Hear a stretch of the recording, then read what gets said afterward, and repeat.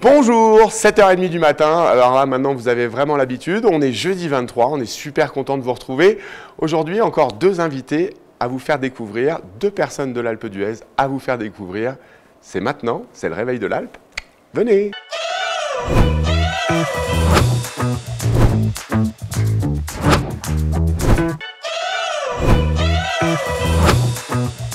Bien, je vous l'ai dit, aujourd'hui je reçois deux invités et mon premier invité, je suis super content de te recevoir, c'est Rodolphe. Salut Rodolphe. Salut Stéphane. Alors Rodolphe, on a plein de choses à dire. On va commencer par ton boulot. Alors ton boulot, moi je sais où c'est parce que c'est juste à côté de l'endroit où je vais laver mon linge. C'est tout en haut de l'avenue des Jeux. Ouais. Et tu as un restaurant qui s'appelle le Dahu Grillé, ouais, et où on y mange très bien, où il y a une ambiance super cosy. Et ça, c'est ton quotidien. Ça, c'est mon quotidien. J'ai créé le restaurant il y a 23 ans. 23 ans? Ouais, avec mon papa, l'an 2000. Donc, je travaillais avant en bar de nuit à l'Étalon. Maintenant, c'est l'Atelier. D'accord. Et puis, avec mon père, on a décidé de monter un restaurant. Donc, lui en cuisine et moi au bar. Donc, on a créé ça tous les deux. Et on cherchait un nom. Donc, mon grand-père, à l'époque, moi qui aime bien sortir, il y avait une discothèque qui s'appelait le Dahu à l'époque. Donc il me dit, tu devrais l'appeler le Dahu quelque chose. Et papa a voulu faire des grillades dans le resto. D'accord. Et on l'a appelé le Dahu Grillé du coup. Et c'est super. Alors le Dahu, c'est quoi déjà comme parce que les enfants ne connaissent peut-être pas. Il faut le chercher, le Dahu. Ouais, moi, on m'a dit un truc, mais je ne sais pas si c'est vrai. On m'a dit qu'il avait des pattes à la même hauteur. C'est vrai ça? Plus courtes d'un côté que de l'autre. Ah, pour la montagne. Donc son problème, il tourne autour de la montagne et quand il arrive en haut, en général, il tombe chez toi et dans ta grillade. Voilà. Mais sauf qu'on n'a pas pu faire la grillade parce que quand j'ai déposé à la chambre de commerce en septembre, il y a eu la vache folle. Ah. Donc plus de côte de bœuf, plus tout ça sur le marché. Donc le nom est resté et on n'a jamais fait de grillade. D'accord, c'est rigolo. Même mon grand-père m'a dit ça changera rien, les gens sortiront grillés de chez toi. Et c'est un peu le cas. Grillé au sens on a bu un peu trop l'apéro? Voilà, c'est ça. Ça n'arrive jamais ça chez toi? Non, si peu. Non, si peu. Si peu. Non, jamais. Bon bref, ça c'est un truc entre nous. Qu'est-ce que je voulais dire? Qu'est-ce qu'on mange alors? Qu'est-ce que un jour lambda comme ça, qu'est-ce que tu as envie de nous mettre l'eau à la bouche avec quoi? On a les spécialités de montagne qui sont obligatoires puisque bien sûr. Voilà, raclette, fondue. Moi j'ai mangé une tartiflette qui est trop bonne chez toi. Une tartiflette comtoise. Exactement. Oui, une tartiflette comtoise. Vas-y, explique aux gens ce que c'est parce que c'est vraiment particulier, c'est super bon. Alors, le chef, il revisite la tartiflette en le faisant avec une pâte feuilletée qu'on passe au four et ça fait un gros gâteau. Et à l'intérieur, il y a du comté, il y a de la concoyote, il y a des tranches de lard, voilà, c'est tout revisité. Ça c'est bon. Bon, 7h30 du matin, tu sais quoi, tu me donnes déjà faim. J'ai déjà envie d'en manger. Tu peux venir. Ils doivent être en cuisine en train de les préparer d'ailleurs. Exactement. D'ailleurs, ton cuisinier, je l'ai rencontré parce qu'on avait fait un jeu il y a quelques semaines et il nous avait fait un chili con carne. Des fois aussi, on mange des plats comme ça, traditionnels. Même d'ailleurs, la viande aussi, c'est un moment important chez toi? Tous les jours, il fait un plat du jour, il fait une formule. Et j'ai un bon chef, Georges, ça fait 5 ans qu'il bosse chez moi, qui a bossé dans les Étoiles et Michelin sur Lyon. Il est tout beau avec sa tenue blanche et tout, il est magnifique. Qui a fait les ouvertures des Folies Douces à Courchevel et à Val d'Isère, je crois. Et donc voilà, ils sont 3 derrière et on est 3 devant, moi au bar, plus 2 en salle. Et faut le dire, hein, parce que là on est jeudi, si vous voulez manger chez Rodolphe, je vous conseille fortement de réserver bien à l'avance. Oui, c'est ça. C'est ça, il faut malheureusement réserver bien à l'avance, et pas seulement au Dahu, mais un peu de partout. Ben ouais. Parce qu'il manque de restaurants. C'est noté, s'il y a des gens chez eux qui ont envie de créer un restaurant, les autres restaurateurs ne sont pas contre. Ah non, pas du tout. Et puis c'est toujours bien d'avoir plusieurs adresses. Exactement. Voilà, comme ça les gens découvrent autre chose. Et puis, alors, donc du coup, donc on vient, on peut passer au bar, prendre l'apéro. Je crois que tu fais un système le soir où il y a au moins 2 services. Alors, on fait un service et demi. On a arrêté de faire les 2 services pour éviter de presser les gens du premier service. D'accord. Donc on essaye de faire Ouais, un service ennemi. D'où la rareté, d'où la réservation. Exactement. Exactement. Et Et puis, le midi, on peut manger chez toi aussi? Oui, carrément. Ouais. On est ouvert tous les jours, sauf le mercredi midi que j'ai instauré cette année pour la première fois pour donner un peu d'air à toute l'équipe. Voilà, exactement. D'accord. Parce que les saisons sont longues et c'est déjà quand on a une bonne équipe, il faut la préserver. Exactement. Voilà. C'est rare, riche et précieux. Oui, c'est une bonne équipe, c'est vrai. Bon, j'ai dit tout à l'heure aux gens, on m'a expliqué qu'on avait plein de choses à se dire. Alors, tu as une autre carte à l'Alpe d'Huez que tu joues beaucoup parce que tu adores ça et parce que tu es un vrai passionné. Toi, tu es un footeux, toi. Je suis un footeux. C'est rare pour les gamins d'ici et je suis un des seuls qui par passion, est parti de l'Alpe, jeune. Et j'ai joué à Grenoble, à bon niveau, FC Jojo. J'avais été détecté à Saint-Étienne. Et du coup, après, j'ai passé mon brevet d'État, pas de ski, mais de foot. Et je suis remonté ici à 18 ans et avec mon meilleur ami, avec Rémi, qui tient le snack de la piscine, on a créé l'Olympique Huez. Voilà, il y a 28 ans, en 95. Et l'Olympique Huez, super dynamique, parce que là, on est l'hiver, donc tout le monde ne s'en rend pas compte, mais il y a un stade à l'Alpe d'Huez, on peut jouer au football à l'Alpe d'Huez pendant l'été. Un stade synthétique qu'on a inauguré en 2008. Oui, on m'a parlé de l'inauguration, je crois qu'il y avait quelqu'un d'à peine connu. Ouais, Michel Platini, qui était un grand ami de Georges Rajon, du frère de ma grand-mère. Et il était à l'époque président de l'UEFA. Et du coup, ça nous a ouvert des portes. On a pu accueillir le Variété Club de France, qui sont venus ici. On a joué contre eux. On a fait l'inauguration avec Michel Platini, donc qui... Ça veut dire que tu as joué avec Michel Platini, genre vous êtes fait des passes et tout? Ouais, oui, des petites passes, mais non, il n'a pas joué. Il n'a pas joué, il est revenu parce que le jour de l'inauguration, malheureusement, il devait arriver en hélico et il faisait tellement mauvais qu'il n'a pas pu passer le col du Lotard, enfin le Lotard en hélico. Et du coup, il est revenu se recueillir sur la tombe de Georges en septembre. Donc on a fait l'inauguration en mai contre le Variété. Jacques Vendroux s'est excusé auprès de pour Michel Platini de son absence, et Platini est revenu en septembre. Ouais, donc c'est une vraie histoire d'amitié entre ton grand-père et Michel Platini. Ah oui, vrai. Vraiment. Ouais, il était tout le temps au Christina, avec Michel Hidalgo, avec Henri Michel, avec Jean Tigana. J'imagine, là, au début de l'hiver, tu étais tout le temps devant ta télé à regarder les belles performances de l'équipe de France. Ah oui, puis j'allais souvent au Christina avec Georges. Georges a suivi l'équipe de France pendant de nombreuses années. Il allait carrément dans l'avion avec Fernand Sass, qui était président de la Fédé à l'époque. Et du coup, toi, tu as transformé un peu tout ça parce que tu nous proposes, je crois, au mois d'avril, tu nous proposes, enfin, le club propose un chouette tournoi très sympa. Ouais, on a créé avec Pounce, donc qui bosse avec nous au club. Coucou à Pounce. Ouais, coucou Pounce. Il doit bosser, il doit être sur les pistes d'ailleurs. T'es sûr? Ouais, bon. 7h30 il doit se préparer. Ouais, voilà, il met son petit collant, voilà, machin, exactement. tout ça. Bon, pardon, on chambre un peu Pounce, c'est pas bien. Et oui, donc Pounce, on a eu l'idée de créer un petit tournoi au début et qui a pris de l'ampleur. Et ça, c'est la 22e édition cette année, le Mondialito. Le Mondialito. Donc on explique des équipes pros, enfin, ou en tout cas d'anciens pros et des pros. On est passé à 16 équipes amateurs, donc c'est sur le week-end de Pâques. Et on invite l'année dernière 4 équipes d'anciens professionnels. Lyon, avec Sonny Anderson, Sidney Govou, Pierre Lègle, toute leur équipe. Il y a des bons noms. Ça joue au ballon. Et donc on joue à l'intérieur du coup, parce que c'est encore un peu l'hiver. On joue au Palais. On joue au Palais des Sports, dans la salle multisport, là où on peut omnisport, pardon. En futsal, exactement. En futsal. Et donc l'année dernière, on avait Lyon, on avait Saint-Étienne avec Pascal Feindouno, avec Stéphane Basson, Abdou Koulibaly. C'est ton club de cœur, Saint-Étienne? Oui, c'est vrai. Hein. Ah oui. T'es un vert. Ah oui, un vrai. T'es quoi? T'es né dans les années 70, toi? Non, je suis né en 72, mais j'étais au centre. Quand j'étais allé, c'était en 85. D'accord. Donc 87, j'avais 15 ans. Ouais. Moi, je me rappelle, tu sais, j'avais le maillot vert Manu France. Ah bah oui, tout le monde. Ah bah oui. Enfin, dans notre génération, hein, parce que les jeunes, ils savent pas quoi on parle. Non, puis là, on est dans la difficulté. Hein. Saint-Étienne, c'est pas bon. On va pas le dire. Ouais. Ils vont se sauver, ils vont se sauver. Ouais, j'en suis sûr. Ils vont être là. Les verts sont toujours là. Toujours. Donc, de temps en temps, tu vas au Chaudron? Oui, ils nous invitent. On est allé là en mois de novembre. On est allé jouer contre eux en Soccer 5. Et puis ils nous ont invités après au stade, à Geoffroy Guichard. D'accord. Et après on a mangé avec eux le soir. Trop bien. Donc tu gardes ton réseau et tout. Exactement. Et tout se passe bien. Ouais. Bon, j'ai encore une question.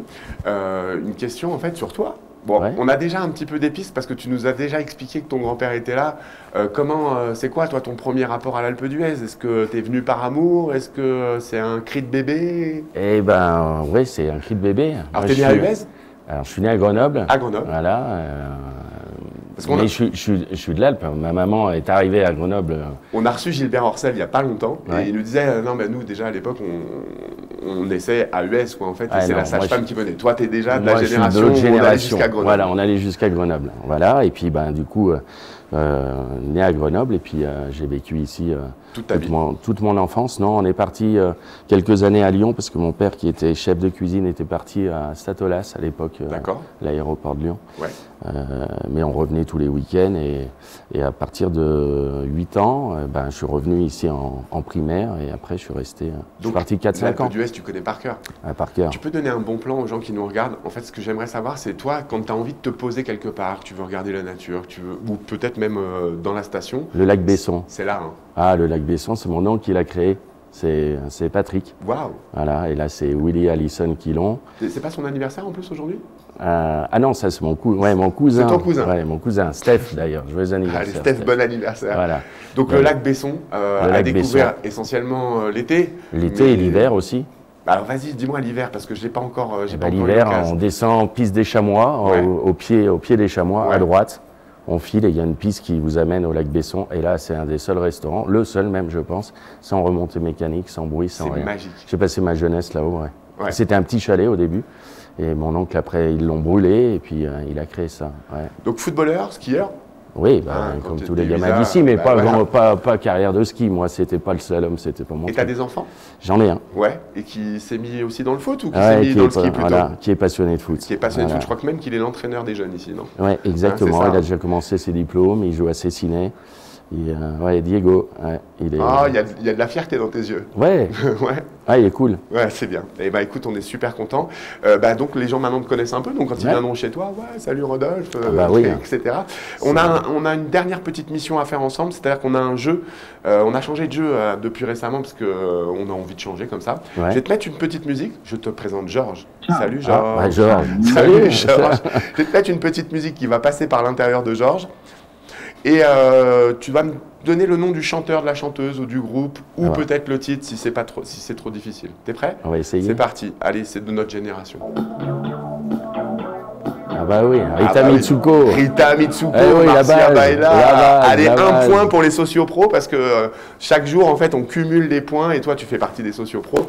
Et donc, on cumule les points. On va voir si c'est la SATA qui gagne, on va voir si c'est les sociopros, Eh ben, on a va marqué voir un si point. c'est les touristes, on va voir si c'est les riders. Mais en tout cas, tu as marqué un point pour les sociopros. Bah écoute, Tu marques le premier C'est point. cool. Bravo. On a encore un dernier petit protocole. On regarde cette caméra qui est là et on Ouais. va dire que la bonne humeur soit avec vous aux gens. Comme ça, ils passeront une Celle-ci. bonne journée. Juste celle-là Ah. qui est là au milieu de nous. T'es prêt? Allez. Et que la bonne humeur soit avec vous. Salut Bonne mon journée. Rodolphe. Salut À Steph. très bientôt. Merci. Ciao. J'étais ravi. Excellent. C'était top bien. Super.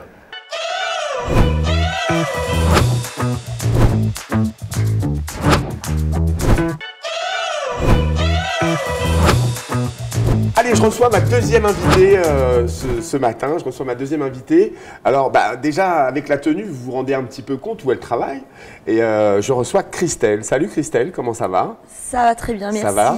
Ouais. Alors, ta tenue, je disais, tenue Sata Group Eon. Quel est ton boulot?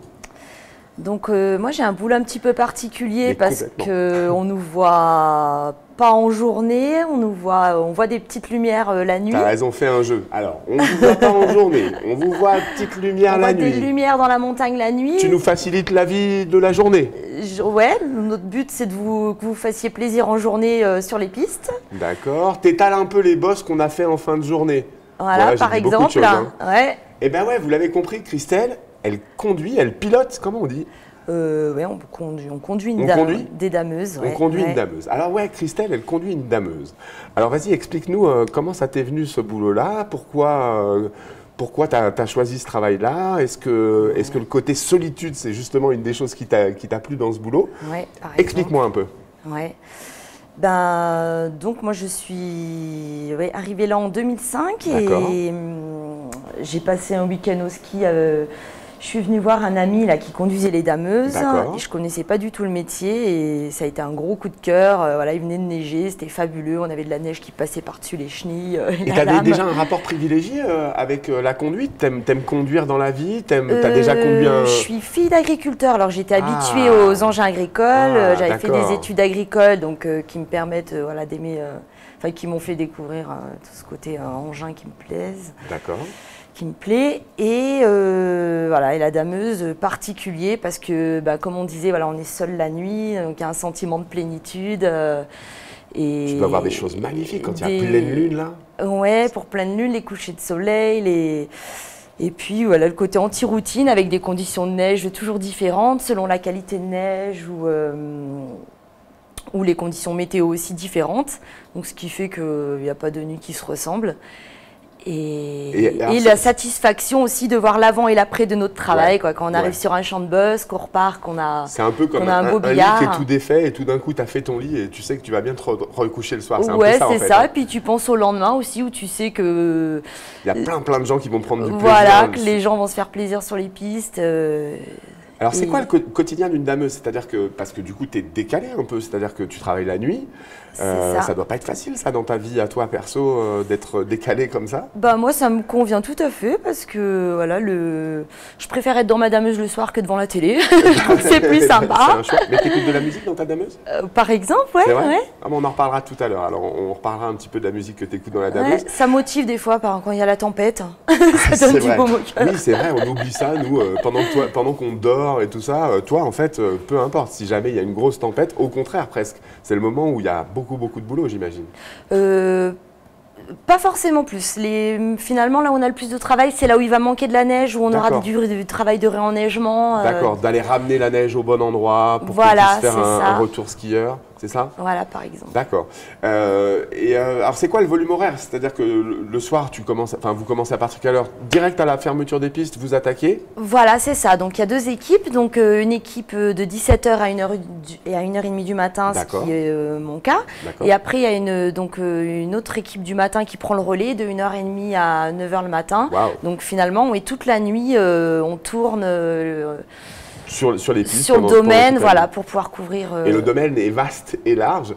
Est-ce que tu sais à peu près le parc de dameuses qu'on a à l'Alpe d'Huez? Est-ce que tu connais à peu près le nombre de véhicules?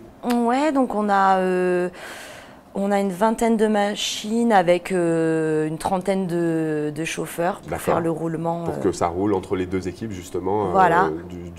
du début de nuit, on va dire, et ceux de la fin de nuit. Une vingtaine de machines, dont une dizaine de treuils, de machines treuils qui permettent de... Alors explique-moi ça, une machine treuil, parce qu'en fait, ça veut dire que vos machines, pour que vous réussissiez à monter comme ça, il faut quand même aller l'accrocher quelque part, ou c'est pour la descente? Pour les pistes les plus pentues, alors ça peut à la fois nous aider à nous retenir à la descente, et c'est surtout aussi pour nous permettre de remonter plus de neige. Donc le treuil on a un tonnage jusqu'à plus de 4 tonnes, ça tire la machine pour nous aider à remonter plus de neige, parce que finalement le skieur, en faisant les dérapages, il descend la neige, donc avec le treuil, ça permet de plus remonter de neige pour enneiger les ruptures de pente. Ouais, c'est Rico qui m'a appris ça pendant notre moniteur de l'ESF, qui m'a appris ça pendant un ski show. Il m'a dit, en fait, les bosses qu'il y a en fin de chousse ou en fin de tout ça, c'est pas vous qui les créez. En fait, au contraire, vous les étalez. C'est à force de skier dessus, du coup, les skieurs qui génèrent ces bosses. Et ça fait partie aussi de votre job, de nous préparer les pistes pour que le matin... voilà, c'est ça. Ça va être de niveler les pistes. Donc, on a une lame à l'avant de la machine,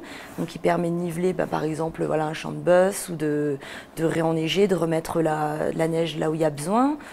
Je sais qu'aussi à l'Alpe d'Huez, on a un snowpark, on a plusieurs snowparks d'ailleurs un petit peu partout. Ça doit être particulier ça, Damé, tu le fais de temps en temps? Tout à fait. Alors moi je suis au treuil, donc je vais faire là les endroits où il y a un peu plus de pente. Et en effet, on a des chauffeurs spécialisés qui ne font que s'occupent que du snowpark, avec des machines aussi un peu particulières, qui arrivent à plus ou moins, pas forcément, mais qui inclinent plus leurs lames et leurs fraises pour pouvoir justement passer les bosses. Alors une grosse dameuse, c'est quoi l'envergure? On est sur du 15 mètres, 20 On mètres, est sur 30 du mètres 5 mètres de large, 5 mètres. 10 mètres de long. Les machines, elles font 9 tonnes pour une machine sans treuil et un peu plus de 10 tonnes pour un treuil.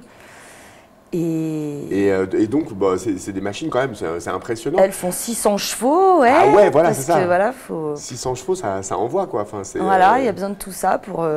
Et toi, dans la vie de tous les jours, avec ta voiture, tu arrives à t'y retrouver? Quand tu montes une pente, tu te dis jamais, tiens, je suis comme dans ma dameuse? Moi, je suis beaucoup à pied, à pied dans l'Alpe d'Huez, c'est mon plaisir.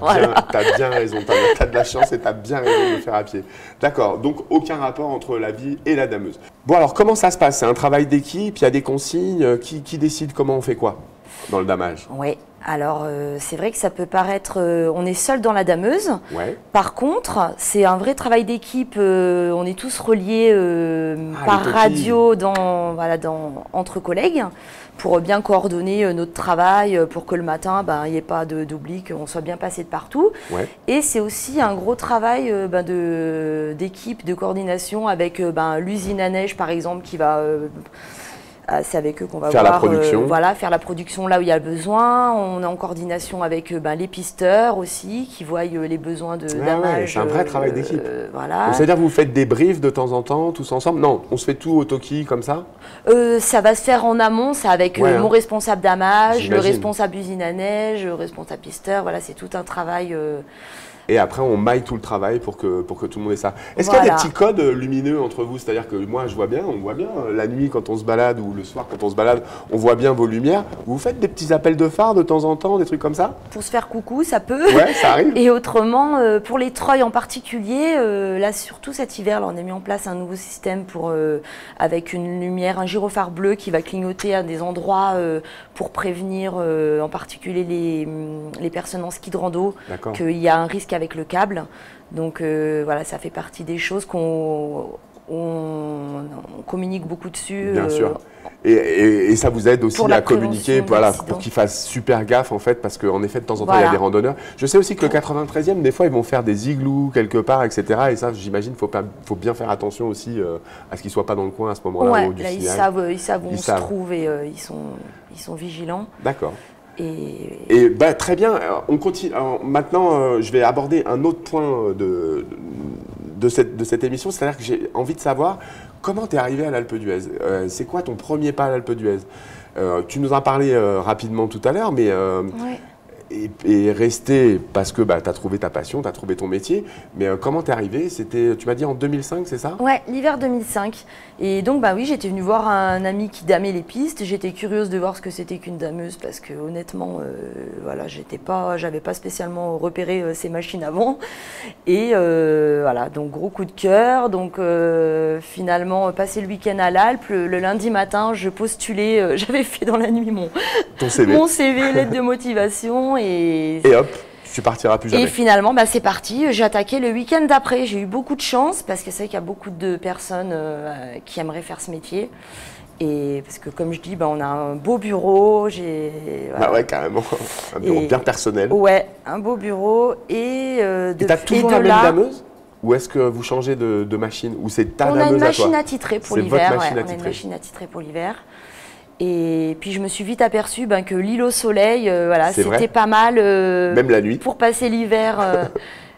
Oui, parce que je vis la journée quand même. Voilà. J'aime travailler la nuit, mais mon petit bonheur, c'est... Tu nous as dit que tu es une marcheuse, mais tu es une skieuse aussi? Voilà, skieuse et course à pied aussi, j'aime beaucoup. Une vraie sportive. Ouais, il y a des petits... Et alors, quand on est dameur ou dameuse, on fait quoi l'été? Et donc l'été, pour compléter cette saison, j'ai passé mes permis il y a une dizaine d'années poids lourd super lourd. Donc il y a plein de métiers qui peuvent coller à l'hiver. Voilà. Alors j'avais fait soit du transport de céréales parce que il y a la grosse saison l'été, soit dans les travaux publics aussi. C'est là où il y a le plus de chantiers de mai à novembre. Et on a un peu de boulot ici à l'Alpe d'Huez en ce moment. Voilà. Et puis depuis 3 ans maintenant, je suis en taxi l'été. D'accord.